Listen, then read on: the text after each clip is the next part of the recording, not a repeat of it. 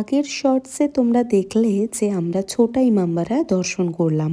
এরপর আমরা সোজা চলে গিয়েছিলাম বারা ইমামবাড়ার উদ্দেশ্যে।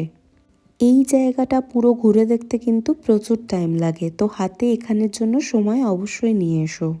এখানে গিয়ে কিন্তু গাইডের শরণাপন্ন হতেই হবে, কারণ ভুলভুলাইয়ার ভেতরে একবার একা যদি ঢুকে যাও তাহলে গাইড ছাড়া কিন্তু বেরোনো অসম্ভব। বাইরে থেকে দেখে মনে হচ্ছে খুব বড় বড় ঘর, অনেক বড় জায়গা, সত্যি বড়ই জায়গা, বাট ভুলভুলাইয়ার ভেতরের জায়গাটা কিন্তু অনেক ছোট। এই ভুলভুলাইয়ায় যদি কেউ একবার ঢুকে যেত সে কিন্তু আর বের হতে পারতো না, তাই জন্যই নবাবেরা এগুলো বানিয়েছিলেন। ইনফ্রাস্ট্রাকচার এতটাই উন্নত ছিল যে এইখান থেকে একদম বাইরের গেট থেকে কে আসছে সেটা অবধি দেখা যেত। তো বুঝতেই পারছো সেই সময় ভারতে ইঞ্জিনিয়ারিং ব্যবস্থা কতটা উন্নত ছিল।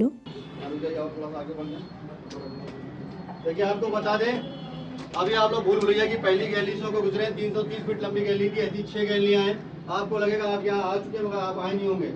टोटल रास्ते आपके 1024, 1023 गलत, खाली एक रास्ता सही। जिस रास्ते से आप लोग 45 स्टेट सीढ़ियाँ चढ़ के आए, खाली एक वही रास्ता सही है बाहर जाने का। এই জায়গাগুলোতে কিন্তু কোনো আলো নেই, সূর্যের আলোতেই তোমাকে পথ দেখে যেতে হবে। ভুলভুলাইয়া পেরিয়ে একটা ছাদের মতো জায়গা আছে যেখান থেকে পুরো বারা ইমামবাড়াটা সুন্দরভাবে দেখা যায়। এখানে ভুলভুলাইয়া ছাড়াও বাউলি আছে। এখানে তো ফোন অ্যালাউ না, তো ভিডিও বেশি করতে পারিনি। এরপরে আমরা আরেকটা জায়গায় গিয়েছিলাম, সেটার ভিডিও থাকবে নেক্সট শর্টসে।